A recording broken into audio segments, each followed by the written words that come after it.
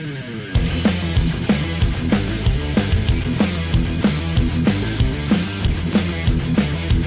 in, ladies and gentlemen, to episode number 112 of Let's Go Racing with David Starr. Tyler Jones here with you. So glad to have you with us. Coming up on today's show, going to be joined by Brian Neudorff. He is the unofficial, official NASCAR meteorologist on social media. And he is the guy that you hear from when you are trying to figure out what the weather situation looks like, if a race is going to be delayed or not. But he does more than just that. We're going to share his story and his background and how he got into meteorology, and also as a NASCAR fan and an Indy fan as well. He's got deep roots in Indiana that we'll talk about, and look ahead to the biggest weekend of the year in motorsports as we cap off the month of May with the Coca-Cola 600, the Indy 500, and the F1 Monaco Grand Prix. We'll talk about all of that and more coming up in just a matter of moments. Before we bring Brian in, we do want to look back on the weekend that was at the All-Star race in North Wilkesboro with Kyle Larson getting the win, taking home the $1 million check. His wife, Caitlin, with the shotgunning of the beer and victory lane and everything. Great celebration to cap off a fantastic weekend there in North Wilkesboro as David Starr joins us right now. David, always a pleasure to do this show, and I got to tell you, I know the racing may not have been that exciting, but everything else around North Wilkesboro I'd consider a success. What'd you make of the All-Star weekend there in North Wilkesboro, Kyle Larson getting the win, David? Man, you hit the nail right on the head, buddy. It was amazing, and to see them bring back a racetrack that I've frequently visit over the years. I would never thought I would have seen what I saw on television this past weekend. Man, so much history there. North Wilkesboro, I love what I see on TV, the enthusiasm, the fans. It's cool that they left the pavement the same. But man, they did a phenomenal job. Marcus Smith, the Smith family, Dale Earnhardt Jr., but it's amazing to see the excitement in the racing, and to have the All-Star race there at North Wilkesboro was just incredible. If you'd have told me 2 or 3 years ago that was going to happen, I would have probably betted against that, you know what I mean? Because the place was in bad shape, and it's amazing to see what it is today. And I know there's so many race fans in that part of the country that's so excited, and it was cool. Dominic Aragon from the RacingExperts.com joins us as well, as always. Dom, I know Kyle Larson dominated and everything, but just seeing that atmosphere, the sellout crowd, 30,000 people there, the throwback weekend that it felt like, I would consider it, even despite the race not being that great, a success. And I don't know what the future holds. We heard from Marcus Smith say that they're still trying to figure out where North Wilkesboro fits in the schedule. Didn't even guarantee the All-Star race will be back there next year. But credit where credit's due to Marcus Smith, to Dale Earnhardt Jr., everybody that made that event happen. That's what the fans have been begging. That's what they've been asking for, is events like this, to throw it back to yesteryear. It was like going in a time machine. Oh, it certainly was. And I was reading through the transcript of Marcus Smith talking with reporters after the race, and reporters just talking about this nostalgic feel. And Smith was recalling a story of just people, or I apologize, a reporter talking about a story of just walking through and hearing all the fans talking about, okay, we have Darlington, we have Charlotte, but this is our home. We have a home track again after 27 years. And the points brought up to Tyler in that press conference, Marcus talking about how there's a lot of potential with North Wilkesboro and keeping it in the SMI rotation. He was flat out asked, is this coming back as the All-Star race? Well, is this going to be a points racing cup? Now that's to be determined, but you got to wonder, you got to think, okay, they had a great success here. This was years in the making. Never thought I'd see North Wilkesboro on the schedule. Tyler, I was 2 years old the last time they raced. I don't even think you were born just yet, or maybe in diapers like me. But the fact that North Wilkesboro's back is pretty cool.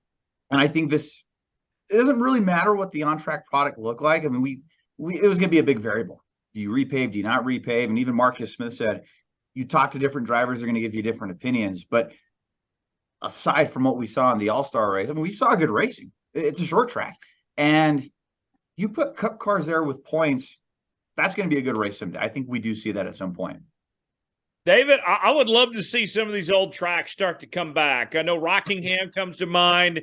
I know, Texas World Speedway means a lot to you. I don't know how if that's possible or not, but some of these other tracks, I hope that this is kind of just the beginning, that North Wilkesboro isn't just a one-off deal. I hope we find a way to bring back some of these other tracks here. Yeah, I mean, it's the sport got so big so fast and it's so popular. Some of the racetracks, Rockingham, North Wilkesboro, and others. Unfortunately, the sport got so big and needed to go to bigger markets. And when bigger markets opened up for somebody to build a racetrack there, whether it be SMI or NASCAR or whoever, you needed to take advantage of those bigger markets, and they did. And unfortunately, with the way the schedule is, they needed to rob a race from here, from there. And unfortunately, Rockingham was one of them. North Wilkesboro was another.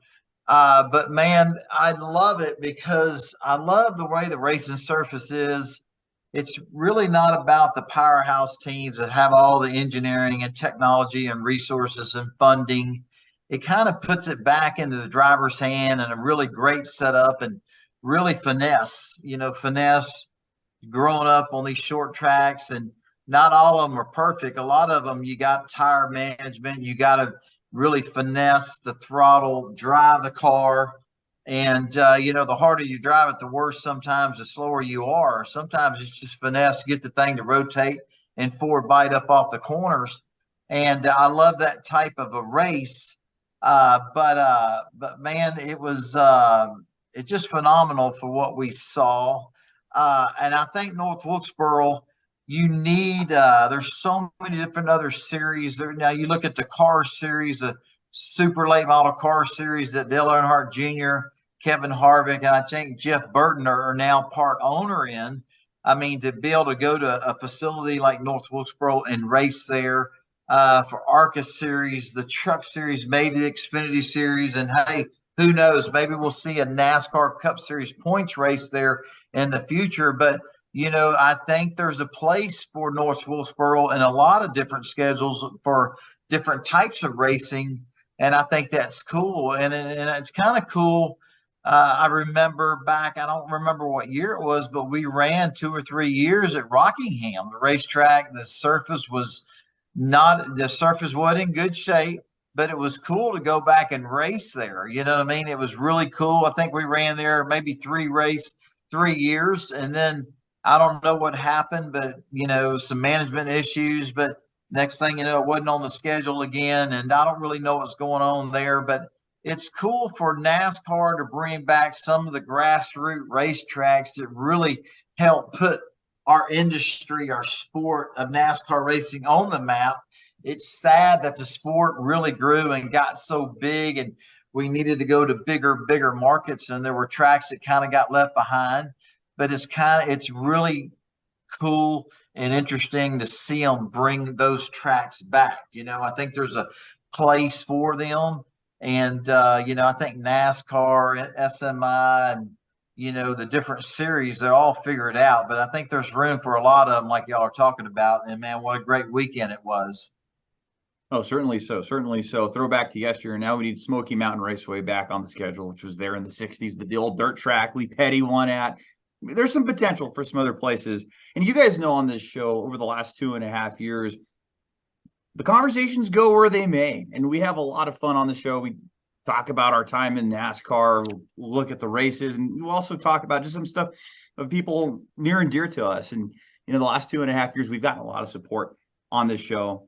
The last 2.5 years, so many people have reached out to us, and you can tell people are really enjoying what we have to say here, Tyler and David. And one of those guys was Manuel Vasquez, one of my local buddy here in town. He recently passed away, and we were at his funeral on Friday. And Dave, I think how you talk about a lot, how you can experience the highs and the lowest of the lows in NASCAR. And I think that can just be applied across life too. And you experience something like that. And, we're thinking of Manuel, you're in our thoughts and prayers and your family. And then, later that night, you guys know I work as a high school teacher. and I was the senior class sponsor. So the principal approaches me and he asked me to speak at graduation. So I think great, perfect opportunity to thank everybody. Kind of thought there like a second, I'm like a NASCAR driver. I got to thank all the sponsors, all the people that made it happen. And as a class sponsor, you're the one responsible for fundraising, putting on prom, getting powder puff, all this stuff. Everybody sees the final product, but you're helping behind the scenes. And got up there on the stage. And, I thank you guys too in our programs. Tyler, you guys in Studio Soapbox, you guys helped us a lot over the years. David, you guys made some donations and helped the class. So just want to thank you guys here on the show. And then last week we were talking too about branding and going up to do with that. So if you're watching the YouTube version, you're watching me man those little doors. Man, there were 10 of us helping with this branding party. And I think you would have asked me 2 years ago, what are you doing this week? And branding would have been in the top 500 of that list. But I got to tell you guys, following from last week's show, it was a great experience. And Tyler, I know you're an urban cowboy. We got to bring those boots out. You got to help us on the ranch this summer. Hell no. But thanks for the invite anyway. With that said, Dom, tell us about our guest this week, Brian Neudorff. If you are on social media, you need to be following Brian. You got to have on notifications on Twitter for this guy, because if he's tweeting, something is happening. I mean, Dominic, what a story beyond just the tweets. This guy is something special. Hey, if you're a NASCAR fan, you have social media and you have tweets enabled. What are you doing if you're not following Brian already? You might know his work, but if not, Brian, like Tyler said, is the official weatherman of the sport and gives really good insight as to what you might expect and what you might encounter race day, race weekend. And Brian has a really cool connection with Indianapolis, which we're going to get to later in the show. And when we were getting our guest scheduled this week, Tyler told me Brian's coming on the show. I was like, what, really? Brian's going to be our guest? I was really excited personally. So Brian, thank you so much for coming on and joining us on Let's Go Racing this week. I would be remiss. I've been radio silent for like a good portion of the season. I switched about 4 years ago from television, like some of you refugees from the TV newscast world. And I'm now, I work for the Weather Service. So NASCAR weather is kind of more of a backseat than it used to be. So I would be remiss if I didn't give a big shout out to Aaron Studwell at Race Weather. Outstanding. I mean, him and I, we used to be like what I know I'm setting myself up when I mentioned DW, but we'll get to that later. But they've already threatened that they're going to talk about it. But co-opetition, and then we realized we're better together helping each other out. And so that's how Race Weather and myself have kind of become a team when it comes to the NASCAR weather. And he does an amazing job. This is something he does a lot more full-time than I do. So I appreciate all the kind words. I needed to be better. I will tell you that. I will absolutely tell you I need to be better with my tweets. Fortunately, this season, with a few exceptions, it's been pretty dry. We've been fairly lucky. So, but thank you. And I wish, again, the downside about being a shift worker is I missed last weekend, and I'm hearing what all the same thing you guys, when I jumped in here and all the great things. I mean, I think, and we'll get into Indy, but I think about IndyCar, and that's where that was my gateway drug, if you will, into the sport of racing. While the 500 has changed since even when I went, and even before that, there are certain elements that are the same. It's the roots. It's what makes the Indy 500 the Indy 500. And so going with all what you guys were saying, NASCAR needs that. The fans need that. You need to blend the old with the new so you don't lose the old, but you can build and get new people to come in here. And I think after what David said, NASCAR getting so big there in the 2000s and stuff like that, it had to finally find its level. It had to find its water, so to speak. It found its level. And now that we're here, let's capitalize on that and use that to mesh the old with the new. People love a retro thing. Oh yeah. So Brian, let's start with this kind of a twofold question. How did you get into the meteorology world, but also how did you get into the racing world, become a racing fan? Where did the two of those passions come from for you? All right. I've always loved, so I'm an earth science nerd. Okay. I'm a nerd in general. I have a Lego collection behind me right now. That's mine, not my kids. It's mine. And So for me, it got into, I've just always liked earth science. I was that kid. I collected rocks. I went to space camp. Now, a lot of meteorologists will tell you that they got into weather because of a particular event. I can't tell you that. I just always liked the earth sciences. So when it came time, I'll even be honest, when I went to, I'm a Purdue grad, very open about that. So I went to Purdue University and I went as an engineering major. I did the marching band. Again, I'm not really helping my street cred here, but I went and did the marching band. I'm proud of it. So you can make fun of me all you want. So I did the marching band. 2 people stood up and said they were meteorology majors. And I'm like, I can major in that here. And for those of you who don't know either, so now I'm making my way, and the Purdue band ties in with the Indy. But for me, the 500 and racing has been in the blood for the family.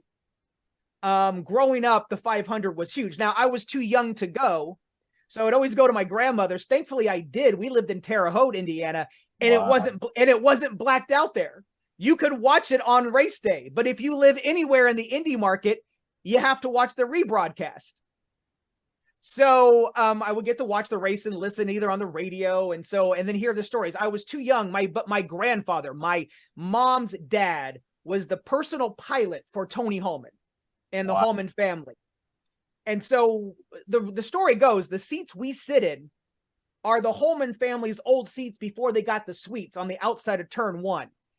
It could be a family life for all I know, but you know what? I'm running with it. Okay. I can confirm though that my mother had a relationship had a connection with the Hallman family. She was a babysitter for Tony George. And I know this because I was at Watkins Glen after I'd finally kind of got the NASCAR Weatherman thing going and stuff. And I was there for one of the last IndyCar races. And I saw him standing out there, and he did not want to see me coming. He's very introverted, doesn't like to see people. And I could tell he was just frantic, like, what is this guy going to say to me?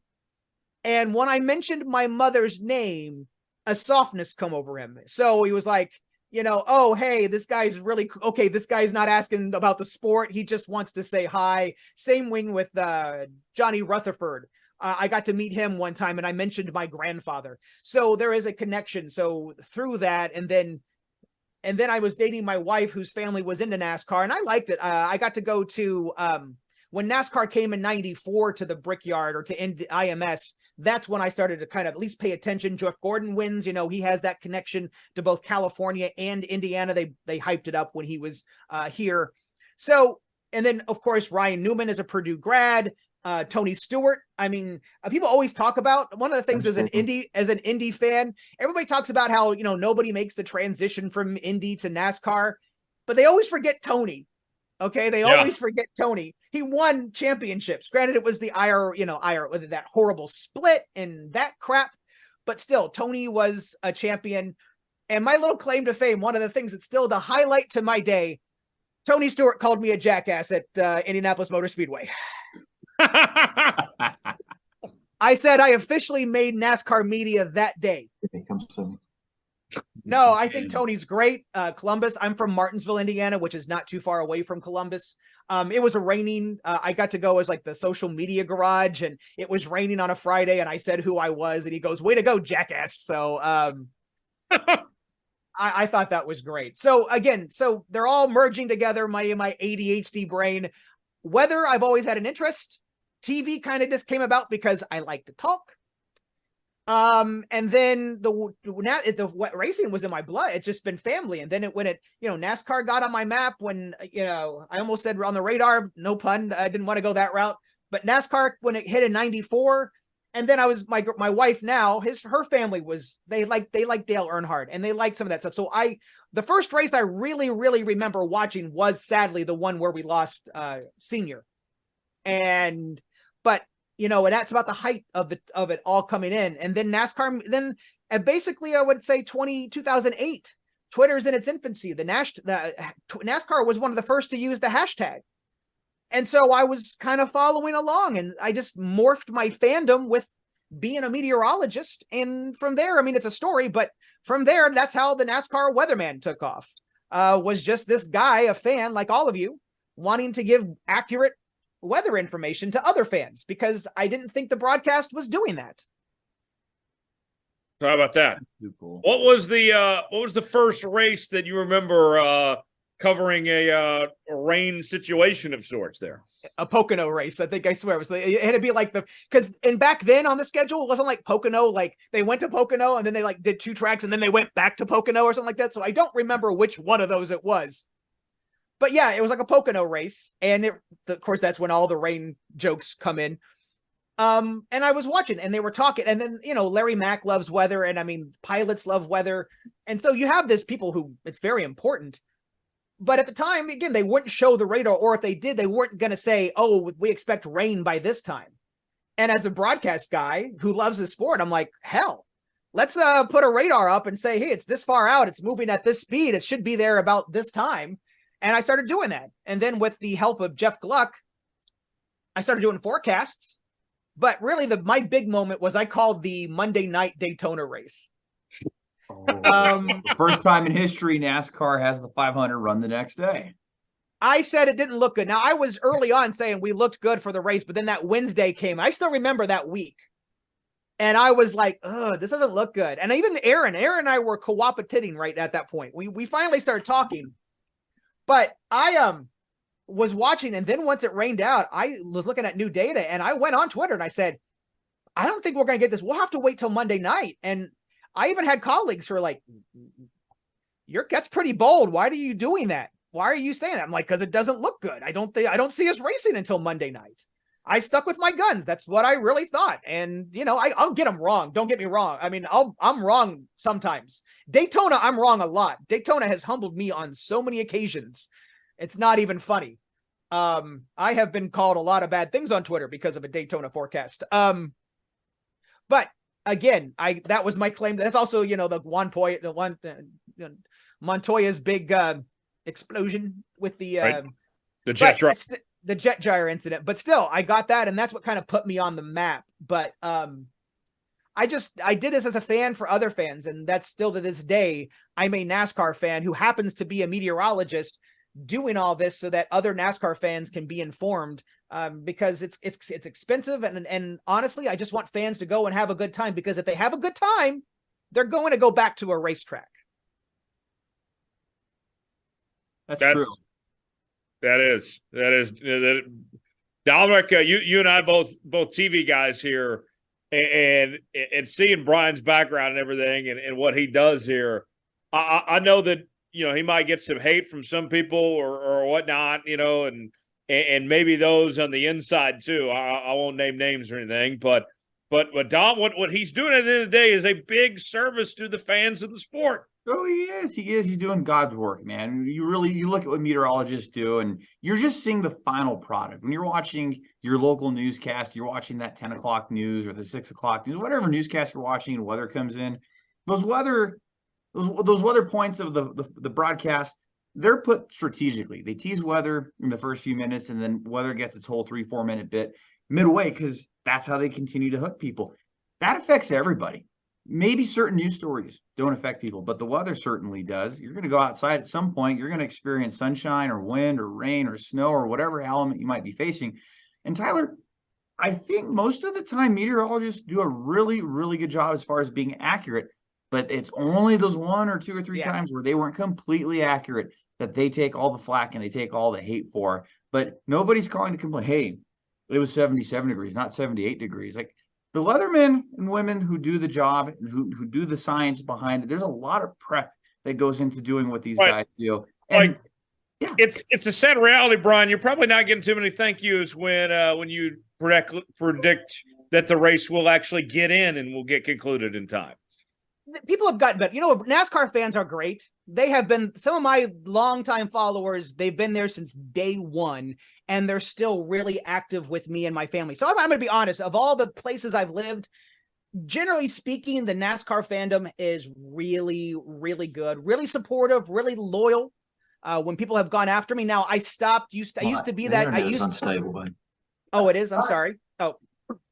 Oh no! I had that too earlier. But anyway, I had a situation. I used to badly would like retweet the negative comments, and then people would pile on them. I realized that was not good, so I stopped doing that. Because everybody's entitled to their opinion, and I just laugh it off. I mean, you have to with being in this industry and stuff. Trust me, I can tell you right now, and I can speak for Aaron on this one as well. At Race Weather, we don't want to put rain in a forecast on a race weekend at all. Trust me, I would much rather watch racing than a radar. Okay. I would much rather watch it. My wife would, and plus I can have free time. I mean, I've literally been with my wife on my phone looking at radar scope going, hold on, hon, I got to update NASCAR real quick. And, we've had to put things on pause while dad, makes a comment and stuff like that. So I've been doing these on vacation with my phone and all that stuff. So that's how dedicated. And I wanted to make sure fans had that experience and then you're there. I mean, I want to get to more racetracks, but NASCAR fans have always been the best. But yeah, we don't make the garbage. We just drive the truck, and trust me, we don't want bad weather. I mean, I've been there. My first NASCAR race was at Watkins Glen, and I told you guys it got washed out until Monday. The biggest irony there. So I have had to go and wait out a delay. I've been to a Tuesday Indy 500. Okay. So I've done that. I've had my share, and I know the expense of that. I'm looking out for the fan because I want the fan to have a good experience because I want NASCAR to be successful. Right. If you spend all that money and you don't want to be cold and wet all day. Yeah. David, from your vantage point as a racer, when you get these rain delays coming in, what are you doing between the delay and when the race resumes? Are you checking guys like I know you're a big local news guy. You watch the news about every night. Are you following what the weather people are saying, or are you just kind of hanging around waiting for NASCAR to say something? What do you do to kill the time during a rain delay, David? Man, a lot of times I just spend, talk to my crew chief about the race car, what's going on with the car. Have a chance to talk to my spotter to kind of see the leaders where they're running at. You just kind of gathering factual information on the race, you know what I mean? And for me, it's always, it's a time to capitalize on information, that will benefit maybe the outcome of the race for us, But I want to say, just listening to Brian talk, Brian, you and Aaron, I think it's cool to have guys like yourself, the NASCAR weathermen, passionate about what you guys do and what I really don't focus too much on the weather because we can't control it. I'm going to go there and I know I'm going to race, and I might not race Saturday afternoon or Saturday night, but I know it might be Sunday or Monday, but I know by the time I get back to Texas, I'm going to run a race.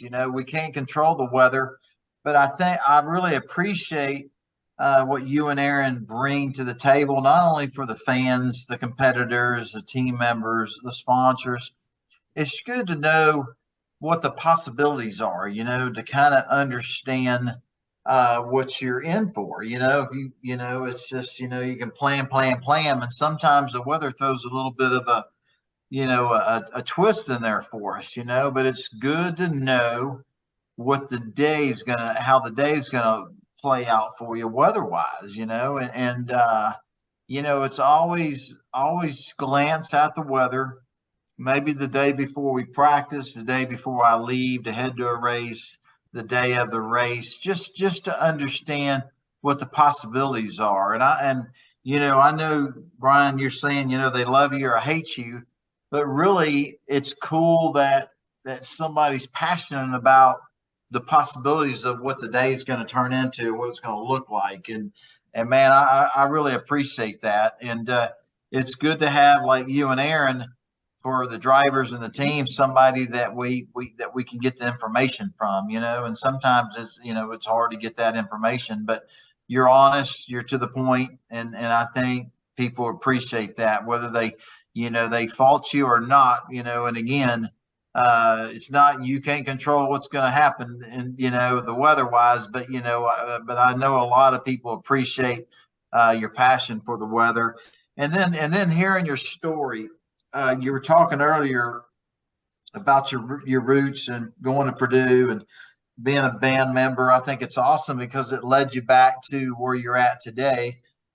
in your grandfather being a pilot for the Holman, Holman family is incredible. That's incredible. They brought so much to auto racing in America.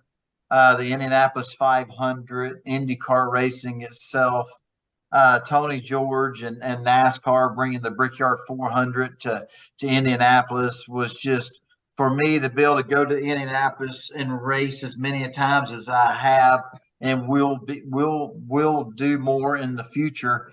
Running at the famous Indianapolis Motor Speedway is just so iconic. It's amazing. You pinch yourself because you can't believe it's happening, and the roots where you come from, and it's kind of cool to hear your story and to hear what, your racing story and where you kind of, how you became the NASCAR weather guy. You know what I mean? It's just cool, and that's one thing about Dominic and Tyler and myself, all our different guests. It's always cool to learn. It's like, man, how did you get from, growing up in Indiana to being the NASCAR weatherman? You know what I mean? And to hear people's story is really intriguing and very interesting. You know what I mean? But knowing that your grandfather was the freaking pilot for the home, for Tony Holman. I mean, who would ever thought that, man? That's really cool roots you come from, So pretty neat deal, man. It's cool hearing your story. Well, thank you so much, and thank you for having me on. I mean, people don't know that, and I mean, I can tell you too. I didn't look like the NASCAR fan. I didn't look like the racing fan. So when I was this, and people noticed, they're like, "You're a NASCAR." Because some people there are people who are fans, and there are people who are like, "Just don't get it." All right, they just don't understand. But yeah, I say, give it a try. Unfortunately, when I talk about having a good time at the track, my mother loves racing. In fact, my grandfather got her and my uncle, at least when they were young, and like quarter midgets, and some of what the younger they did when they were kids. And she went to a NASCAR race. She went to the Brickyard. Unfortunately, it was the Goodyear, that tire debacle, the bad tire, and she won't go back to one. Unfortunately. Another thing. So you talked about. I learned quickly too that I joke, but I got Slugger Levy. I always make sure, but Slugger. He found me, and he was like apparently following me during a race because he was talked about. Somebody asked him, like, why did you keep Paul out? Like, they were like, well, he said the weather guy on Twitter said it was going to rain, and if he said, so I wanted to keep him out of it because he said if it's going to rain, that's the race. And sure enough, that's why he made a decision. I keep joking with him. I'm like, dude, I haven't seen a cut from that yet. So, well, you'd be surprised at people that really tune into you and follow your Twitter to have that information on how the next hour or two or how the day is going to play out. I think it's I don't know if you really understand how much you're appreciated, and the passion you have for racing, and the passion you have to report, no matter if it's pretty ugly, if you're stating the facts and it's real. And, you don't want to give fake news out there. And I think people appreciate that, so, yeah. Unfortunately, at the end of the day, as a meteorologist, as a driver, whether you're a really good driver, your wins are what determines, good or bad, determines how great of a race car driver you are. So for a meteorologist, it's how accurate you are. Okay. That's what I have. At the end of the day, it's my accuracy. And so while I understand NASCAR as a sport would love for me to tell fans all the time that it's going to be great weather and that they should go no matter what, I just can't do that for myself, and I can't do that for the fans. I have been dinged by NASCAR. There's words out that there are some lists that tend to be black that my name's on. So, and all I did was get a forecast right. So NASCAR, I'm sorry for that. I mean, you're not going to find a bigger supporter of the sport and promoter of the sport still than myself, because it's a fun family sport that you can take and spend the weekend and the day. And, at the end of the day, again, why do I do this now? Especially since I'm not even really, because of what I do now with my new job outside of television, I'm doing, this is all for free. It's a hobby. It's like this, it's like this behind me. I can't make a cent. I can't do anything from it. but I still do it because I care about the people who have followed me. I care about the sport, and I want to help out, and it just gives me something to do, and it keeps that connection with the sport and the fans. And then that's why I'm a fan myself. I've never lost sight of the fact that myself and Aaron, we are fans who do weather for other NASCAR fans, and that's who ultimately at the end of the day, who we're trying to reach. And that's why we do this in the first place. It's not for the drivers, it's not for NASCAR, it's not for the teams. At the end of the day, it's a matter of just making sure everybody has a good time, stays safe, and because we wanted to go back. And I have people, this is just a story about how the fans are, and they're really good. To you, if you've ever DM'd me and I don't respond, I'm sorry. On big weekends, I just can't respond to everybody. I can't give private forecasts. It's just too many of you to do that. But some will be like, hey, listen, I can only go to, I can make it Monday, I can make it Sunday. What do you think? And I'll say, well, I can't tell you what to do, and I will never tell anybody what to do. I say, tune into the local. I mean, if you live someplace, check out the local TV Mets in that area that the race is going. Brad Panovich in Charlotte. He's a good friend of mine, so I will plug him this weekend. But anybody at a big track, any place in Dallas, if you've got a favorite Dallas, check all the stations. Check the weather service. Get as much information as you possibly can, and then make an informed decision. But don't typically say, listen, and I told you guys this, I learned very quickly, if you go to a NASCAR weekend, make Monday plans, okay? Make plans for Monday. It's easier to cancel a reservation than it is to make one at the last minute. Anybody who's been there knows that firsthand. That's coverage you can count on. Yeah. Well, I know Dominic, Tyler, myself, and we appreciate your passion and what you do. So thank you. You know what I mean? And another question is kind of interesting. It's happened a lot, a lot of times we see what you guys are saying. We look at the local weather forecast, we watch news, and it's always interesting when they say 70% chance of rain or 50 or whatever that may be. And it's kind of interesting because a lot of times it's supposed to be raining, but it doesn't rain, and then a lot of times when it's like, there's a 20% chance of rain. Well, hell, every day is a 20% chance of rain. And it doesn't rain, 15%, 20, no big deal. And hell, it's like, man, it rains all day long. You know what I mean? Sometimes it's like, man, I'm just glad that, Brian, you and Aaron, I'm glad I don't have y'all's job, because, man, sometimes you can pull your hair out because it's like, man, it's supposed to be raining right now and it's not. Yeah. So what's funny about David bringing that up, I was laughing as you said this, David, because I asked Brian before we went on air, I've heard different definitions of what is 70% chance of rain. Is it 70% that's going to happen or 70% of the area? And sure enough, that's what David's kind of asking here. So Brian, what is the answer here for the folks at home? All right. So if you do follow me, and some of you do, you'll know I never put % chance of rain on my tweets ever. I coined the odds of racing.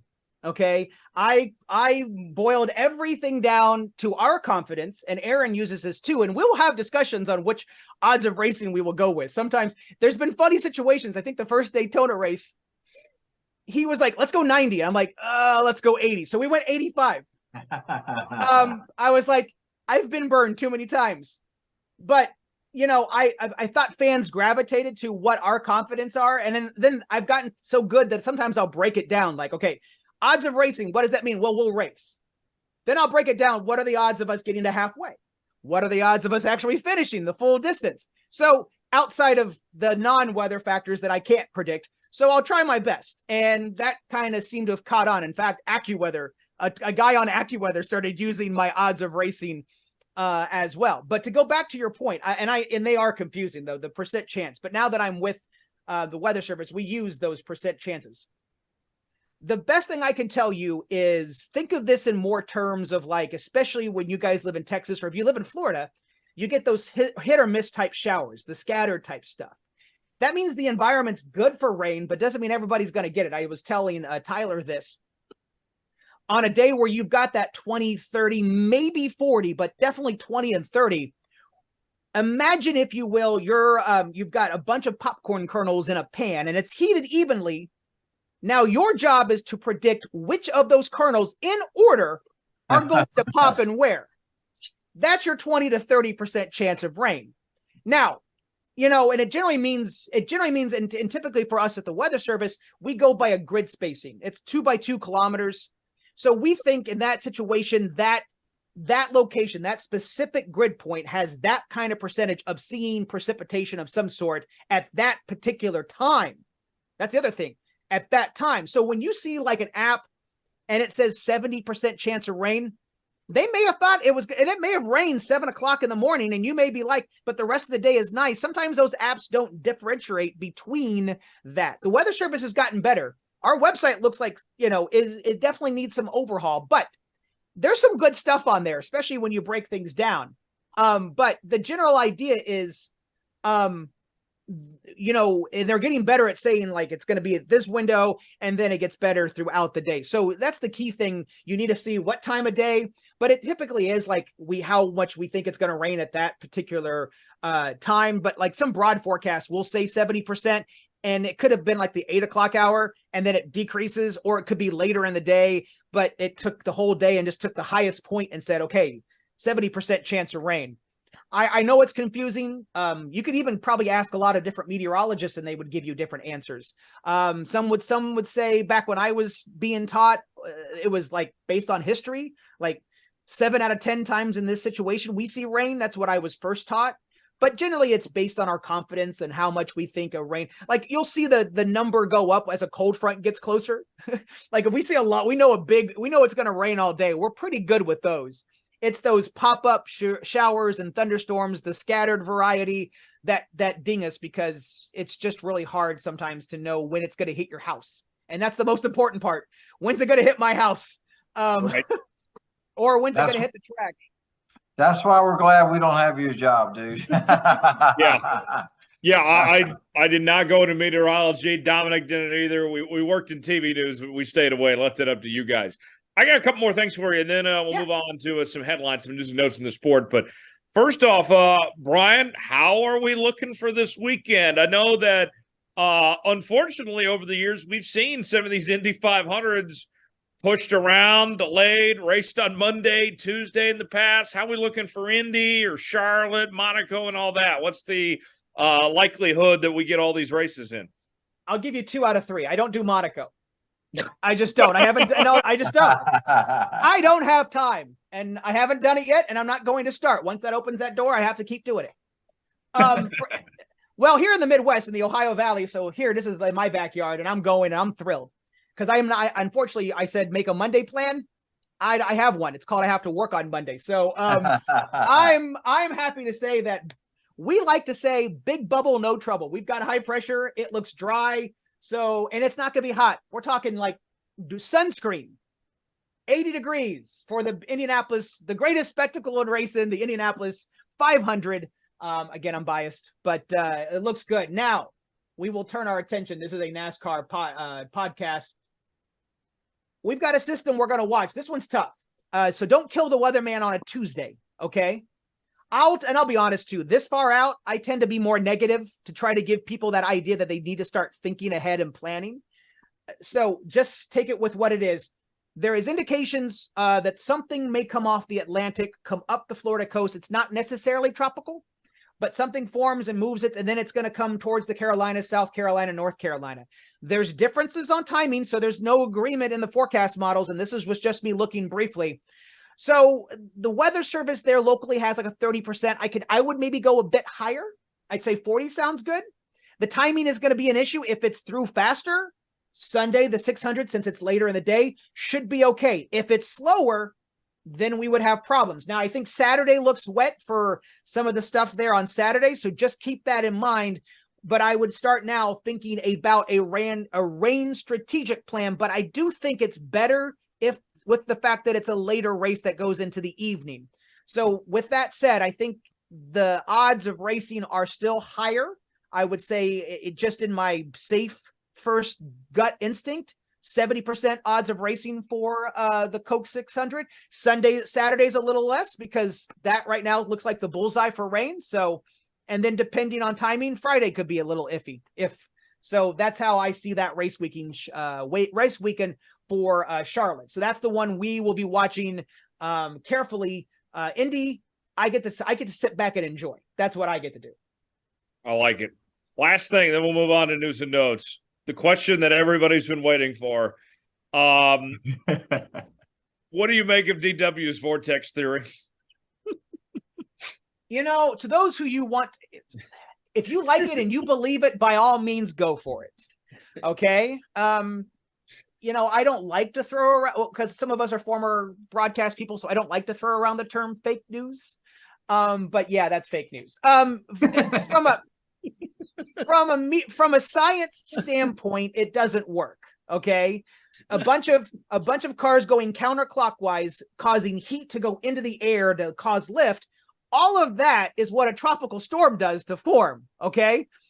So it would actually, by definition, form bad weather, not good weather. And all the examples they like to give are Bristol and Martinsville. And keep in mind, these are tracks that are inside of basically surrounded by terrain. It's typically terrain that has driven those situations. And if these were always true, why do races get stopped by rain? You can tweet me at NASCAR_WXMAN and feel free to disagree with me. Listen, I love everybody who has their theories. I mean, people know their weather. Every place I've lived, this has been the term. If you don't like the weather, just wait 10 minutes. If you say that where you live, you aren't the only ones. In fact, I think they say that in San Diego, and it never changes in San Diego, but they probably say it. And probably in New Mexico, you probably say it too, and it doesn't change there. One day over here. Yeah, I mean, the same thing in Twin. It was like we had like fire season, and then it overlapped with some other seasons, and it was pretty dry over there in Idaho where I was in television. But listen, it's fun, and I've learned to laugh. I think the one thing that probably makes me more mad than the vortex theory, and it doesn't make me mad, is people sending me their screenshots of their weather app and says, but my app says this. Okay, then use that. I'm like, I don't comment. It's like, thanks. It's like, I mean, could you imagine your doctor? And I know people do this. I've actually asked doctors this, but could you imagine, you bring in your WebMD printout to your doctor and go, the doctor tells you it's this, and then you bring that, but WebMD says it's this. That's the same thing. That literally is the same thing. But vortex theory, no, listen. I think DW's, he's a personality. Love him or hate him. The guy like you were talking about, David, he loves the sport. He wants to see the sport do amazing. I mean, all these drivers do. I've gotten a chance. I didn't get to meet, I've never met Brad Keselowski. I would. So for me, real quick, I know you didn't ask this question, but for me, Jeff Gordon was my driver for a long time. That's the 94 Brickyard. That's what kind of got my door open, the Indy connection. I like Tony. I cheered on those connections, but now I really like Keselowski. I've gotten to know different people who have been a part of his team, and the guy does care about the sport and wants to see it left better than he found it and stuff like that. So, but people ask me, oh, who's your favorite driver now? I like them all. And the newer drivers, I'm old now because guys who, when I started paying attention to the sport in my 20s and late in teens, are retiring. So now I'm officially feeling old. But it's good for the sport. It's glad to see some of these things. And I'm looking forward to the headlines and stuff like that. I did catch up. I do know some of the stuff that's going on. So if you want me to jump in, I can. Yes. So. Yes, we will. And that's a great transition for our NASCAR News and Notes segment for the latest headlines happening in the sport this week. Dominic, take us away. Well, we talked about it at the top of the show, but of course, this deserves and needs a closer look. After the North Wilkesboro All-Star Race, 27 years in the making, a return to the North Carolina track, Marcus Smith, the president, or the CEO rather, of Speedway Motorsports, hosted a press conference after the race.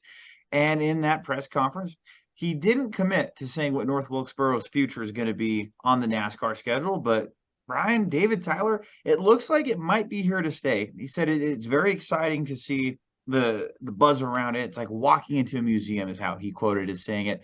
And it will be a shame if this track is not back on the schedule. I imagine at the very, very least, David, we see this track back as the All-Star host in 2024. Yeah, I think there's a very good chance that happens. What do you think, Brian? What'd you make of North Wilkesboro and its future possibly returning here? Well, I'm coming from a place of disadvantage because I didn't watch. Again, I was asleep. Right. Or at least I was getting ready for work because I worked at 10 o'clock to 7 a.m. shift that night.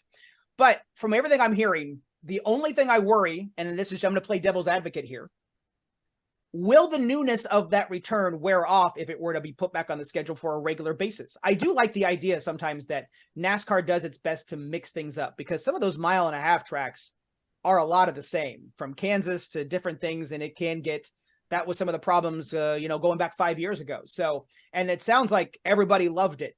But, it sounds like a lot of this right now, we're living off of the nostalgic high of returning. What happens 3 years from now? Or 4 years from now? Will it need to make the upgrades? Will it still capture that same magic as the same? I'm fairly new to all this, and I hope something like that would, and definitely play up to that nostalgic aspect with the return each time. Or, as you guys mentioned at the top of the show, find ways to bring some of these other, roots of aspects of this track or of NASCAR to the main series some way, somehow, to keep connected to where you came from. Well, and we were talking on last week's show, Dom, about the TV ratings, how that with the lack of seats, only 30,000, this was a made-for-TV event, but ratings are actually a little bit down from last year's Snooze Fest at Texas Motor Speedway. So, so much for that being a made-for-TV event that the numbers were actually down even from Texas last year. With what Brian's alluding to, David, let me ask you, what do you think? Is there staying power with this North Wilkesboro thing, or do you think that nostalgia eventually could wear off here? What do they have to do, you think, to continue to make this successful? Well, my hat's always off to NASCAR because they're really studying, trying to give the fans what the fans want. And the nostalgia of North Wilkesboro, the excitement, the history, and man, all that was over the top. That was a huge success. I think the format of the All-Star race, I think there could have been a little bit better format to make it a little bit more, God, I want to say the word exciting, Sure. I just from hearing from a lot of friends and race fans, the last couple of days, really the last yesterday and part of today, the common conversation, what I'm hearing was it was a little boring for them. You know what I mean? So, and I think that's probably from the format standpoint. And when I say that, it was a 200-lap race, but in years past, it was a 50-lap race, and it was a 30-lap race, and it was the last 10 laps or something. So I think what I'm hearing from people, they would like to see maybe the format different. You know what I mean? And I can appreciate, and I tell you, NASCAR does a great job of making the right changes to bring the enthusiasm, excitement into the All-Star $1 million race. But what I'm hearing from people from watching Sunday's race was they would have rather seen a different format for it. You know what I mean? So I don't know. I don't know. I don't know if they're going to keep the All-Star race there at North Wilkesboro. They're going to move it around. I really don't know what's really best. It seemed like years past, they really kept it at the Charlotte Motor Speedway forever. And then they started moving it around to other racetracks, and I don't know. I'm not really in that side of the industry, but my opinion is that they move it around to different tracks. You know what I mean? If they keep moving it, you might as well keep moving it around to different tracks. I'm not real sure if anybody's really just set on one racetrack. Be Right. kind of cool. Well, along those same lines, David, what you're talking about there, Dominic, I was reading an interesting point here. What's different now in the scheduling format to years prior is that no ownership group, no track is contracted in for a set number of races. You are not guaranteed, no one, not even Daytona, technically speaking, to hold a race that very next year, that everything is year by year, the number of races, the ownership groups, all of that. And so I would guess, just based on tradition, SMI holds on to the all-star race, but if you're SMI, you got to be evaluating all your options year to year beyond just North Wilkesboro, and they've been doing that here. Yeah, maybe you and I were having this conversation off air at some point, but got talking about what does that look like? How many tracks or how many Cup weekends are owned by NASCAR? How many are owned by SMI? But that's fascinating to hear that it's not necessarily set in stone. And you're right, tradition, I think NASCAR likes to try to honor that and try to keep some things, but we know they're bound to shake things up. And there's no telling how this schedule is going to look even next year, let alone 5-10 years from now. Right, and maybe they can work out a trade of some sorts potentially. There's all sorts of things you could potentially do as far as that goes. Dom, what else we got going? Sure, some local news out of my backyard, New Mexico, that's making some national headlines on the racing scene. The Unser Racing Museum, which has been a staple in Albuquerque, New Mexico for the last 18 years, owned by the Unser family, is packing up shop and actually moving to one of your old neck of the woods there in Nebraska, Tyler. The Unser Racing Museum, which is on the Albuquerque west side of town, will be closing May 30th to be part of a larger international racing museum. And I got to say, guys, it's a cool museum. It's got the racing simulators. You can go around Indianapolis, and it's really cool. And it's a shame that we're going to have a piece of motorsports moving from New Mexico to another part of the country. I'll be honest, as somebody that lived in Nebraska, I don't know why this is happening. This doesn't necessarily make sense. There's not much market for racing in Nebraska, but nonetheless, David, hope that they find a way to continue to carry on the Unser legacy one way or the other, whether it's New Mexico or Nebraska or wherever it may be. Kind of interesting because the Unser name, when you hear the Unser name, you think about Albuquerque. And recently, just going through Albuquerque, the timing wasn't right, but I was going to ask Dominic, we were going to go over to the Unser Museum, but it's kind of cool because when you're traveling through the city there's Unser Boulevard. You know what I mean? I think that's really cool that there's a Unser, there's a major street boulevard named after the Unser family, and to have the Unser Museum there, I think it's just fitting. I'm really surprised to hear this news that they would be moving the Unser Museum to Nebraska. I mean, I don't know again, there's, not knowing anything about it, for me, and I'm sure for you guys, I don't know why you would be moving it to anywhere. I think it's a perfect place where it's at, where the Unsers come from, and they've really put Albuquerque, New Mexico on the map over the years from a racing standpoint. No, they certainly have. You talk about pride of New Mexico. We don't have pro sports teams here. Everybody backs the UNM Lobos and Lobo basketball and Lobo football, but not too far behind that conversation was Team Gallus and the Unser Racing family. Al Unser being a 4-time Indianapolis 500 winner, made some select NASCAR starts on road courses. And his son, Al Unser Jr., was the last New Mexican to race in the Daytona 500, running that one-off number 46 car for Rick Hendrick Motorsports in 1993. A lot of pride with the Unsers here. And I do have some more information on it. It's going to be part of this larger museum in Lincoln, Nebraska called the Speedway Motors Museum, somewhat of a merger. But again, really sad to see this piece of history being uprooted from New Mexico. Brian, we mentioned you being an Indianapolis guy and everything. This weekend, Indy 500, when you talk about the greats, you can't talk about Indy without the Unser family. Not at all. I mean, I remember I was at the that close finish. It was one of the coldest freaking races I've ever been at. That's the one takeaway I have with that one. And I wasn't even in my normal speeds. I was on the front straightaway on the inside part. But yeah, that closest finish, I remember, the Unsers are a name with synonymous with that. Same with Andretti. Now for me, I told you Jeff Gordon was my NASCAR driver. Rick Mears was my IndyCar driver. But still, yeah. I mean, that's a name. It means the big story was a Rahal was bumped. I remember when his dad was bumped. Didn't make the big race one year. So those are big deals in Indiana when those big names aren't represented in the track, whether it's the big name or it's a legacy. Yeah, man, I don't know if you guys tuned in, but man, Sunday afternoon when Graham Rahal and two of his other teammates, there were three of their four cars. The girl had already made it in. I forgot her name. Y'all help me out. What's the girl's name that I just saw it on the billboard. What's that? I said I just saw it on the side of the track and I can't but recall.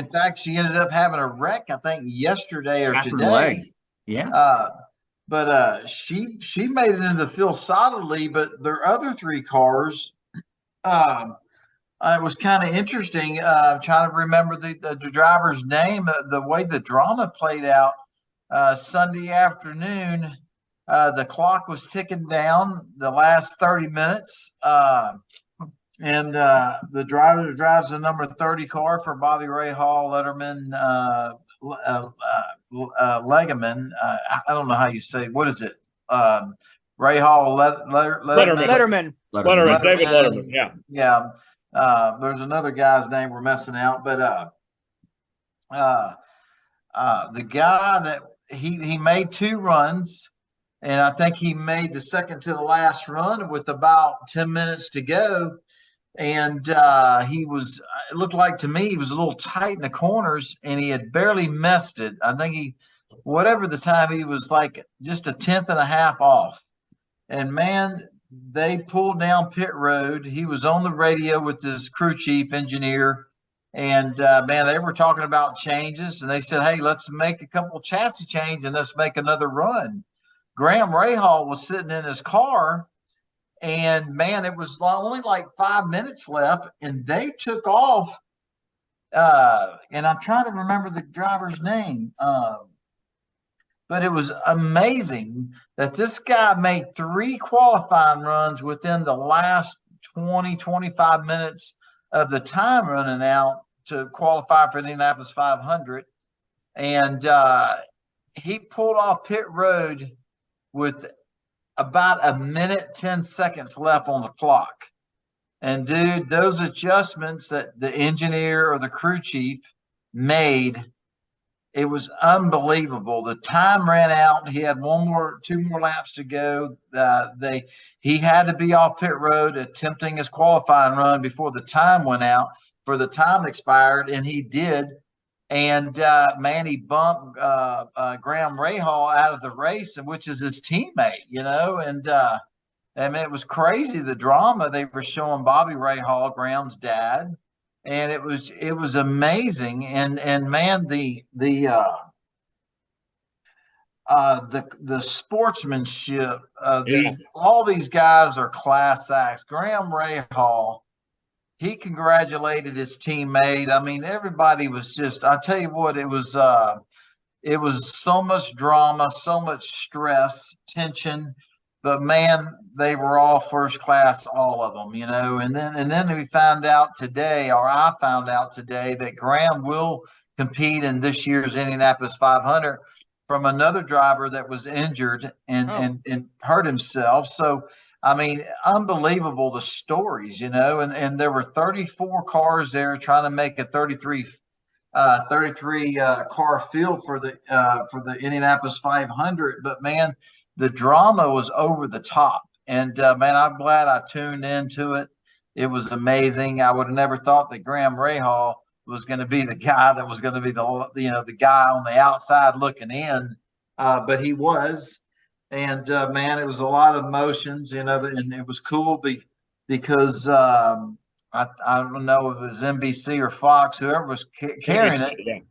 but man, the emotions, man, he's trying to thank everybody, and he was just going to show you, he was telling everybody how intense and how challenging and what the Indianapolis 500 means to every driver.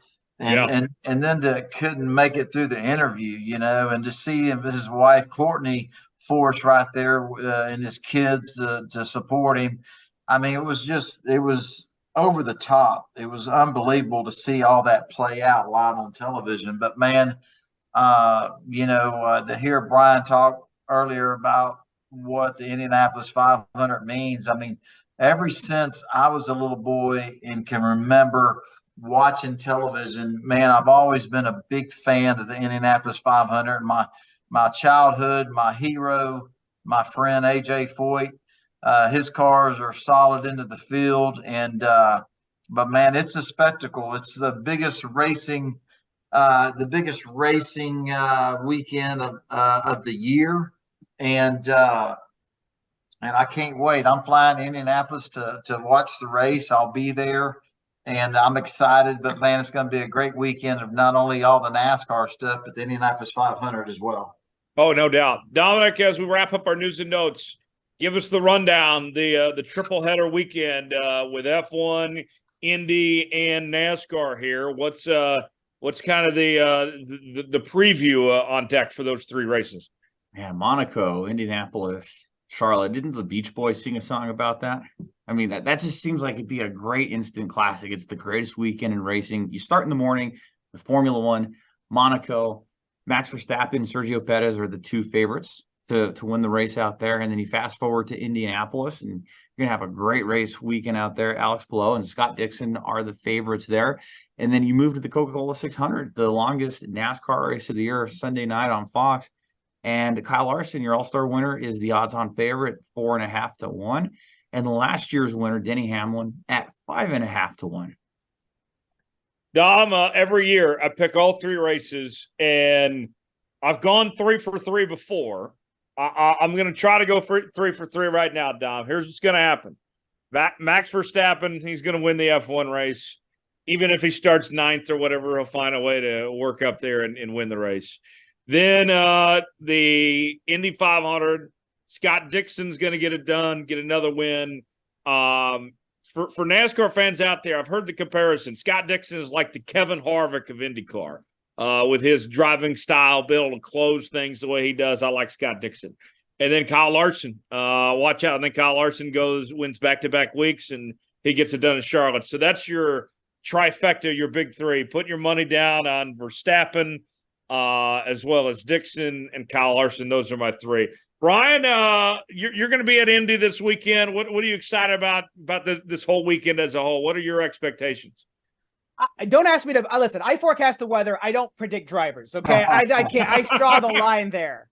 I already had enough predicting. I'm looking for. Okay, so I'm a little bit biased. Again, this is my second year back in many two a big space between. So for me, it's just going. My wife and two of my three boys are going to be sitting with us, and then some friends of mine, and then our one son who graduated Purdue 2 weeks ago. Well, 2 weeks then will be marching with the Purdue band, so he'll get to. And what they've been doing is when the band crosses, some of them will drop down and kiss the bricks. So he'll probably do that once again, but he'll be in uniform, so he's excited. So for me, it's a family thing. And then turning around, coming home, probably watching the 600, but just getting to, and then I'll just take whatever driver, hopefully the driver wins that's in my pool. Okay. Whatever random guy I get in our family pool, or woman, that's the one I hope wins. So I can win some money. David, what do you think is going to happen here this weekend? Well, man, I'm excited for there's a lot of stories for the Indianapolis 500.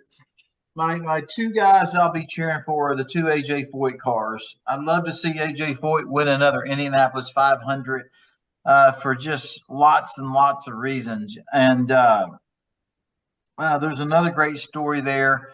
I think Tony Kanaan, this is his last Indianapolis 500. I believe it's his 25th.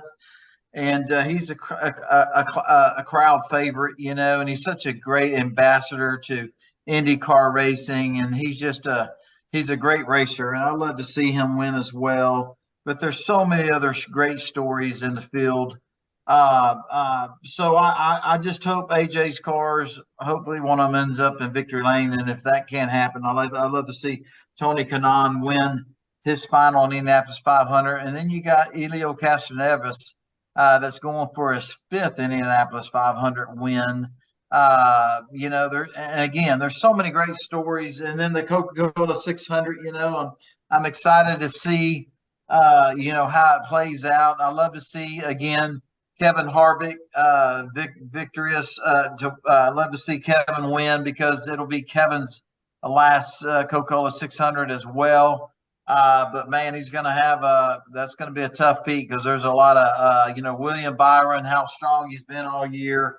Obviously, Kyle Larson is just, you know, coming off the big All-Star win. And, you know, it's just going to be a great weekend of racing. And I'm so excited to watch all of it. And then we'll all get back together next Tuesday and talk about it. Yeah. All right. So David picks Kevin Harvick there, and we're back to the course continuing. It's been a couple weeks since he picked Harvick, but he's back on the Harvick train. Yeah. Dominic, give me your trifecta here. Who gets it done in the 3 races? So I agree with 2 out of the 3 on you, with F1 and Verstappen, and Kyle Larson with 2 out of 3 in the Coke 600. I think this man will get his 3rd Indianapolis 500 in 7 years. Takuma Sato at 10-1 wins the Indianapolis 500. Okay. And that would put him in some elite company if he gets that 3rd one. So absolutely. Yeah, that'd be awesome to see. All right. Final segment before we go. It's our Ask David segment. We'll ask you to submit questions to us on Facebook and Twitter at Star Podcast. Also by email, davidstarpodcast@gmail.com. You can email us questions there. And our questions this week for both David and Brian, and we'll get to the inbox right away. Our first question this week comes from Mark. Mark wants to know, Brian, what's your craziest weather story? That is a good one. Craziest weather story. You know, it's tough to say. I will say the most impactful happened not too long ago. I had been blessed, if you will, with my career in weather spanning now over 20 years. But it was probably in my 20th year. I was working the night of the Mayfield tornado as it was, you know, working into our CWA, our county warning area. So to me, working that event where, you know, lives were lost it impacts you.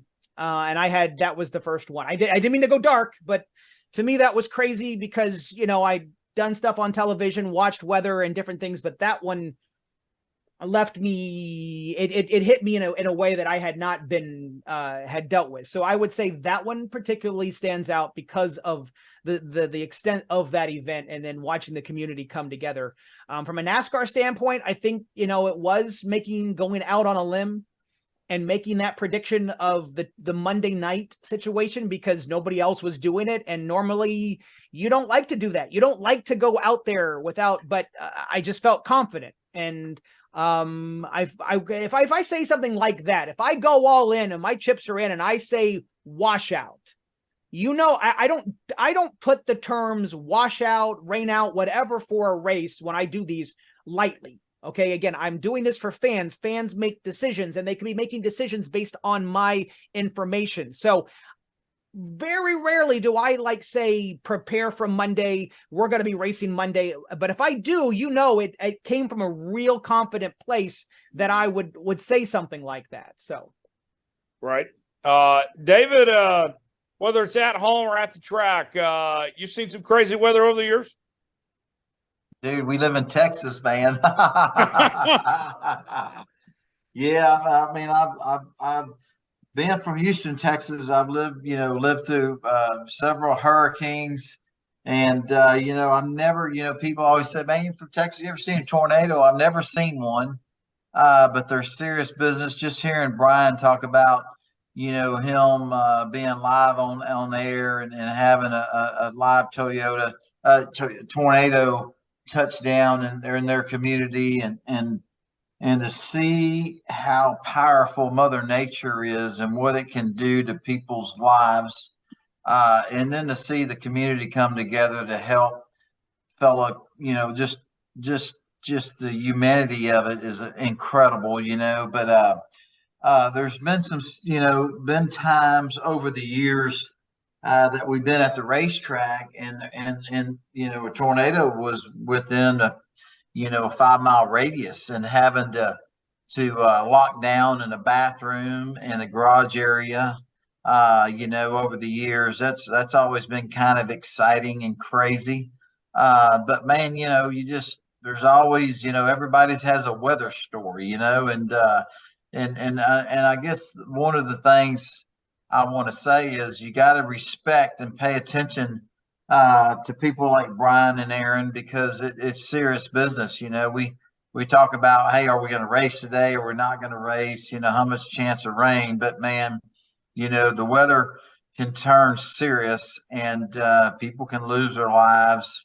The property damage is over the top. It's serious business. So, to have our weatherman Brian on with us today, our NASCAR weather guy, it's kind of cool, because it's I know we laugh about it and talk about it, but it is serious. Go ahead, Brian. I will say, you just said something, David, that reminded me of something else crazy weather-wise. And since we're talking the 500 and stuff, I was in the 2004 tornado that's touched down outside of the Indianapolis Motor Speedway South. I was going back to my hometown of Martinsville, Indiana, and they stopped the highway, and it hit we were close by enough that it shook the van we were in. So yeah. I was in a tornado coming home from the Indianapolis 500. So, man, that's tough, man. And I've seen, you see what tornadoes can do to vehicles, man. They just pick them up and throw them like it's no big deal. This one shook. Car. Yeah. But Brian, you work in the news side of things. We're as it is. We tell people all the time, we're not trying to scare people. We're trying to make them weather aware of what's going on, and that's a common term you hear in media when it comes to weather and everything. And when I was doing local radio in Lawrence, Kansas, I remember we had an EF4 tornado come through, and I was live on the air as it happened and trying to keep people informed and update what's going on. And sure enough, weather, we could see that weather was bad for a good 2 hours ahead of time and told people what was going on. And sure enough, we were fortunate. There was no fatalities that day. And to this day, I believe, Brian, that lives were saved because of the coverage we did local radio wise. We didn't have TV telling us what was going on because we were, weren't getting the coverage, in that community TV wise. Days like that reminded me just how important, the job can be, and the public service that media can be to people. Well, and you made it the weather enterprise, from the media to the public to the apps to the weather service and stuff like now that I'm at. And the same thing, we lost lives in Kentucky and across there on the Mayfield event that came through on that December 10th and the 11th. And it was overnight. But I will tell you this much. I do think it could have been worse. I think it was very well talked about on all the things. So like you said, it's fun to make fun of the weather person. They're wrong all the time and stuff like that. And I take that with a grain of salt. I get it. Weather impacts, and when weather messes up our events, we want to blame somebody. It's hard to blame nothing, but it is what it is. And but generally when the weather's at its worst, when it's really bad and we see it coming, there are times where we miss them. And I will be honest, there are times where we miss them. There are these weird situations, but the big events, we typically, as a weather enterprise as a whole, do a good job. So, as long as people listen and, don't completely disregard, they're really not trying to hype. They really do think if it's going to be bad, they're going to put it out there. We're not going to be 100% right. Just like your driver is not going to win every race. But I will say we have a better win percentage than most NASCAR drivers and most baseball players too, by the way. So, Dom, I would think at your days working the assignment desk, you've probably gotten some phone calls get that split screen off my screen, What's this tornado warning doing? Like in southern New Mexico, you see a lot of tornadoes, and somebody from Albuquerque or somebody in the northern part of the state, why is this on? It's interrupting golf. I've actually had this one before. Why is this interrupting NASCAR when NBC has them? That's not, we get a lot of crazy weather in New Mexico, and I just think back to some of the stuff like getting 7 inches of snow in Grants, New Mexico, which sees maybe 7 inches of snow the entire year, or driving through fog in Pueblo, Colorado on I-25, where you have visibility of maybe 3 truck lengths. Crazy stuff, but not like what you guys encounter in Texas. Yeah. That's a good point. We got time for one more question, then we'll wrap up on this. Our next question for Brian. This one comes from Joel. Joel wants to know, Brian, what is your favorite type of weather to forecast? I think what's being asked here from this question is maybe not necessarily like sunny temperature wise. No. As far as the severe weather, I think that's what they're going for here. I'm not jaded enough yet, but I do like the challenge of forecasting snow. That is probably the hardest thing to forecast is snow. I like snow but I do like snow. It's tough, I'll be honest. And now where I'm at, it's even tougher doing what I do. But I do like a good snowstorm. And I don't know. I got excited. I like that idea. So that's, to me, is somewhat fun. It's the challenge of it. How much snow are we going to get? You're never gonna make some people happy. Sometimes it's too much to other. 2 inches is either too much or too little to somebody. People can drive on either, and the bad thing is around here we just did not have a lot of snow, so every snowstorm, even if it was a skiff, meaning just a little coating on the roadways, caused massive amounts of accidents. So people just need to learn how to drive on it and pay attention and not go fast. Oh, if you ain't first, you're last. That's what I hear, but that's not the case when it comes to weather. David, part of the reason I moved down to Texas was to get away from snow and everything, but I quickly learned we have these things called ice storms around here, which aren't too pleasant. Yeah, we do, man. They're and you got one of your palm trees, right? Yeah, man. It killed 3 of them. God, man. I was having a good day, Tyler. So you brought up. Sorry. It's all good, man. Yeah, I mean, unfortunately, you have that, and it what it does to our city, man. It puts it and it locks it down. That's for sure, and it kills people's palm trees. So. So Dom, when you're working at the TV station, what's the best weather situation for you to manage typically?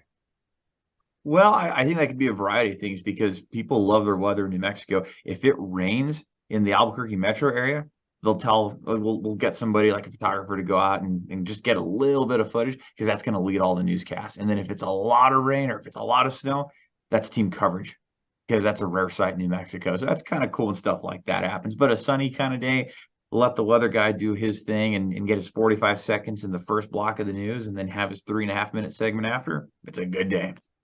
Eyewitness news, more like I missed it news. I got all my my news puns in today. You sure did, Tyler. Kudos to you. Before we go around the room, what's everybody got going on? Brian, let's start with you. Going to Indy, as we mentioned this weekend. Tell us, remind the folks again about that, and then also where they can see all the stuff and follow you, man.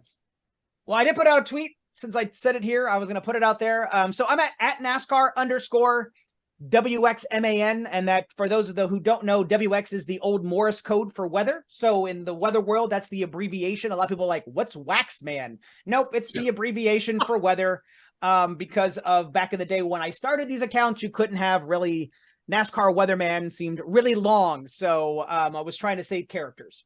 So on Twitter, that's generally where I'm at. I don't even have the Facebook page. I just focus on Twitter. I want to give Aaron Studwell. He's not our guest, but again, I couldn't do this. And he's another supplement source if I'm dropping the ball at Race Weather, as well, Aaron Studwell. So, he's my teammate and, I'm going to say all the right things being the sportsmanship that it is. So, but yeah, and this weekend up until Memorial Day, I'm just happy that Sunday looks really good so I can go to work on Monday. David, and you're going to be there in Indy as well. What an experience you have ahead here the next couple of days. Yeah, no doubt about it, man. I got some business to take care of, some sponsors to visit with. So I'm excited to go to Indianapolis. It's been a long time since I've been there, and I'm just looking forward to a great weekend of racing, man. What a cool weekend of racing, man. I love it, and I'll be tuned in to the Coca-Cola 600, the Xfinity race Saturday, and definitely the Indianapolis 500, man. Oh yeah, Gonna be great. Dominic, I gotta say, quick shout out to us, me and you, by the way. You had your birthday last week. I got mine on Memorial Day on Monday. I couldn't think of a better person to share a birthday month with than you, Dom. So happy birthday to us. Well, thank you, Tyler. Yes, thank you, man. And yeah, it's been fun, and it's going to be a fun weekend of racing. I'll be in Charlotte or Indy this year, and if you were following along last week, no, I am not branding this weekend, but that was a fun experience. We'll do it again soon, I'm sure. But going to get to enjoy watching the race from home with my wife and son. It's going to be a lot of fun, Tyler, and I look forward to hearing how the birthday celebration with everybody goes later this week, and then on Memorial Day as well. Yes. David's favorite time of year, the Summer of Jones, is here, beginning this weekend. I'll be in Washington, D.C. in the nation's capital for the weekend for Memorial Day. So that's what I'll be up to. But there's the Summer of Jones tour again. The last two of them were a failure. So what happened? No, they were incredible, and you're going to be at our kickoff event on Thursday night. For a birthday. So David's all invested. Don't let him fool you. He's all in. We gotta go. Big thanks, Brian. Appreciate you joining us, man. Would love to hear from you again. Thank you, Brian. In the near future.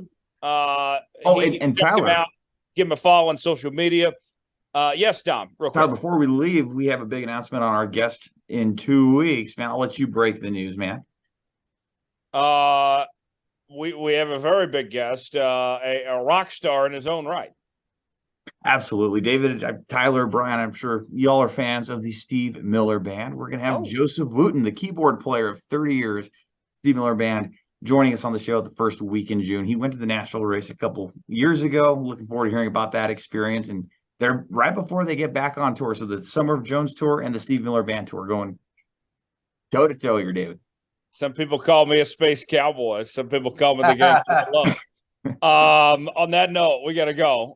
Big thanks to Brian, for David Starr, Dominic Aragon. I'm Tyler Jones. Follow us on social media, facebook.com/Star Podcast, Twitter @Star Podcast, email davidstarpodcast@gmail.com. Subscribe to the show. New episodes out each and every week, wherever you're listening to podcasts, Apple, Spotify, Google Podcasts, and YouTube. Leave us a 5-star review or don't leave us one at all. We'll put the check flag out in this episode, and we'll see you next week. So long, everybody. Thanks for joining us.